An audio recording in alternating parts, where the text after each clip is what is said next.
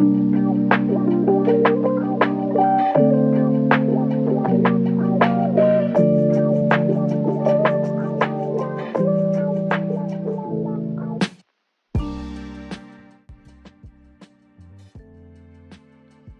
guys, welcome back to the channel, and if you're new here, welcome. I hope that you'll consider subscribing. I promise you're going to love it here. So in today's video, I am doing a from scratch pantry restock. This video was inspired by another YouTuber here on YouTube, obviously. I'll have her information in the description box, and if I'm not mistaken, her video was actually in collaboration with a couple of other homemakers. So after y'all watch this, go check them out because this video was inspired by them. So jumping right into it, today I'm just going to be restocking a few items in my pantry. Not too many, only 3, but I just feel like it's the perfect time to talk about like what homemaking really looks like. I feel like I really had no idea what homemaking really was and what it meant until this past year. I know that's crazy, right? But I saw the word floating around and I never really knew what it meant. So when I created my new Instagram account, yes, my eyes, yes. So sorry, by the way, I'm gonna go ahead and warn y'all now. My little one is right underneath me, so y'all will hear her.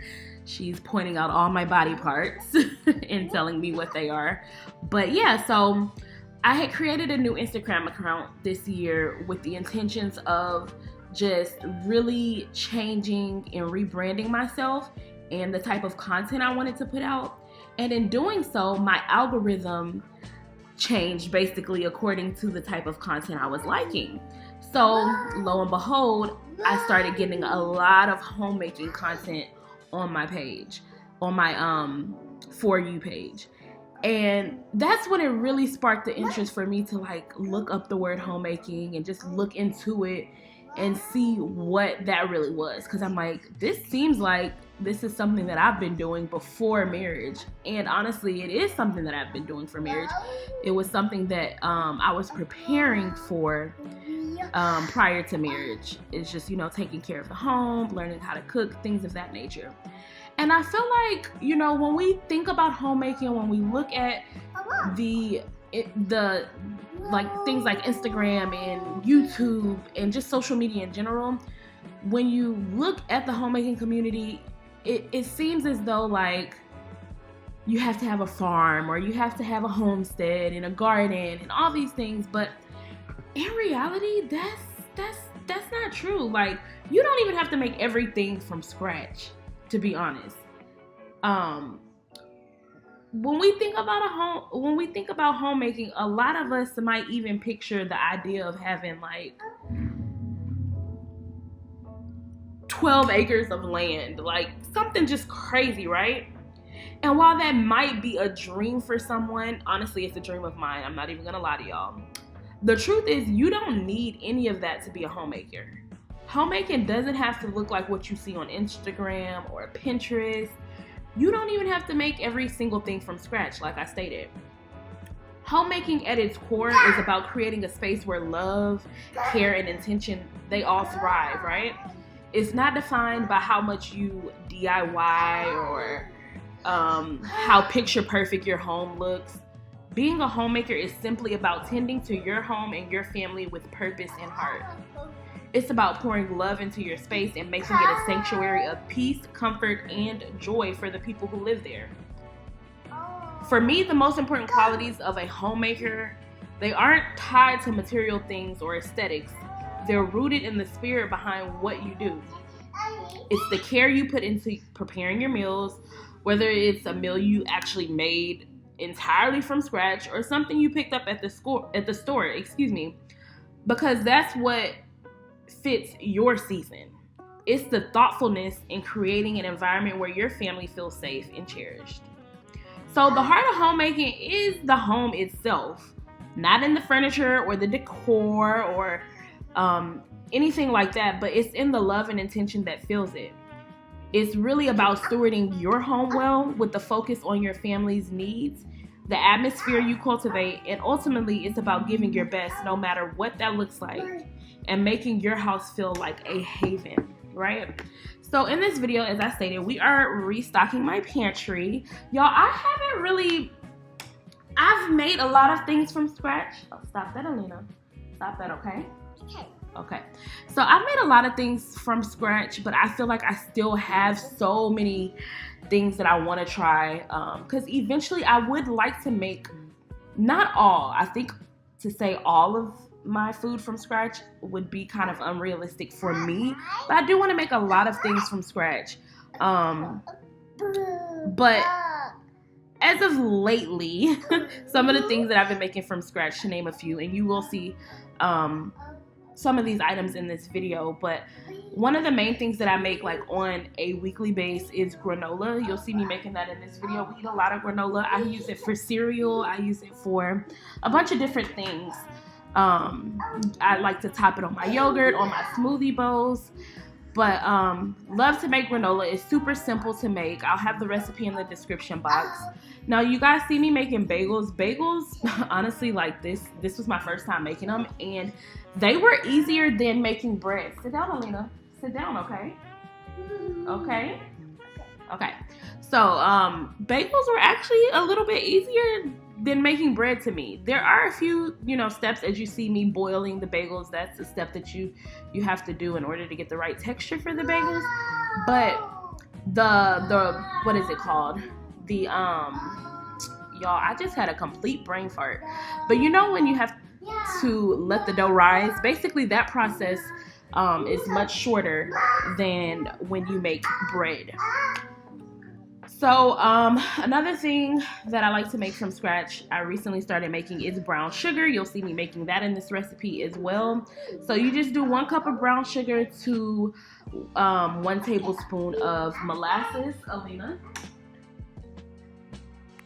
Okay, y'all, sorry. I know it's super chaotic. This voiceover is so chaotic. So I was just trying to get my daughter to calm down a little bit, and here she goes again. But yeah, so brown sugar, super easy to make. Alina. Why are you doing this? But yeah, brown sugar is super easy. I'm actually going to use the brown sugar I make today, or in this video, to top my bagels off. So we're going to make like a cinnamon crunch bagel. Honestly, the inspiration for this bagel was Panera Bread's bagel. Super good. If y'all have not tried it, try it out. Or just instead of going and having their bagel, which we don't know what's in it as far as like the preservatives and additives and all that, girl, just make this recipe. I'll have it linked in my description box for you to check out my blog where the recipe will be posted. So yeah, what are some other things I've made from scratch? I've made popcorn from scratch, and I know that seems so simple, but popcorn is something that I will never buy in the store again. When I found out how bad it is for you, it is cancer causing. It's just so bad for you. And the thing is, it's super easy to make. I don't have to have any fancy equipment to make it. I just throw the kernels in a pot that has a lid, put a little bit of popping oil in the pan. You can even use like olive oil, but I actually do buy popping oil for it, which I may start using olive oil because the popping oil probably is not the best. But yeah, you can use olive oil, and then you can season it with sea salt, or you can buy different seasonings to go on top of the popcorn. But popcorn is super easy to make. Another thing that I've made is tortillas. Now we're getting into the stuff that I feel like I failed at making. Like, I probably would not make, well, I'm not gonna say I wouldn't make tortillas again. Let me back up. Tortillas is one of those things that I still do buy from the grocery store, but obviously my goal is to be able to perfect the recipe to where I don't have to, because it is something that we use often. Another thing that I've made from scratch is hamburger buns, bread, of course, buttermilk. I haven't made butter and buttermilk in a long time, but it's something that's easy to make. It just takes a little bit of time. You have to really churn that butter. which can take a little bit of time, but the outcome is beautiful. When you make the butter, you get some buttermilk from it, so it's like you get 2 in 1. So that's something that I'll definitely probably try to get back into making, because I've only made it a couple of times. But yeah, I don't know if I said it already, this was my first time making bagels, and they came out really, really good, y'all. Oh my gosh, I can't wait for y'all to see the final product. But yeah, so those are some things that I've made. But as I was stating a little bit earlier in the video, don't feel discouraged if you don't have like all these fancy equipment, if you don't have a farm, if you don't have a garden. I tried to make a garden on my patio. Like, I tried to do like a little patio setup. This was around summertime, and y'all, it failed. I failed miserably. I'll probably try again, because even if you don't have land and you do desire to have a garden, you can definitely work with what you have. I've even seen like some in-home gardens where they have like this setup on Amazon. I forget what it's called. If I can think of it, I'll link it in my bio. But I've seen people grow stuff in their home. I think, what is that one machine? It's like the aquaponics or something like that. I'm probably butchering the heck out of the name of this, but like there's an actual machine that will grow greens for you.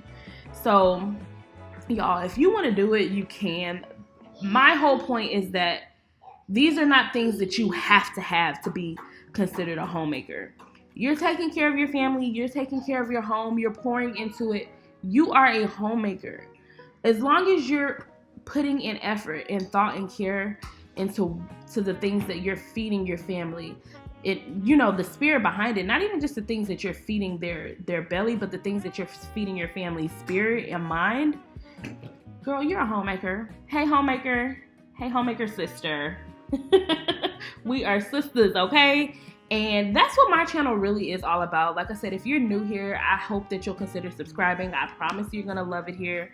I just try to show like the simplicity of homemaking. We dive a lot into biblical womanhood, because as biblical women, or women who are striving to live out their roles according to the Bible, we're definitely homemakers. Our foremothers, they were the first homemakers. And while they did have all these things, like they had, the land, and they had the gardens and the cows, and they had all the things. We are living in a different time, y'all. So things do look a little bit different for us. All of us, we don't have access to these resources, and that's okay. It's all about taking advantage of what you do have access to, and just really being content. Because that's one thing that like I've learned over time, is to just really be content with what I have, and to make the best of what I have. I've told this story a couple of times, but we started out in a 1-bedroom apartment, me and my husband. We were not super young. I think I was like 26 or 27, and he may have been a year, well, he is about 2 years younger than me.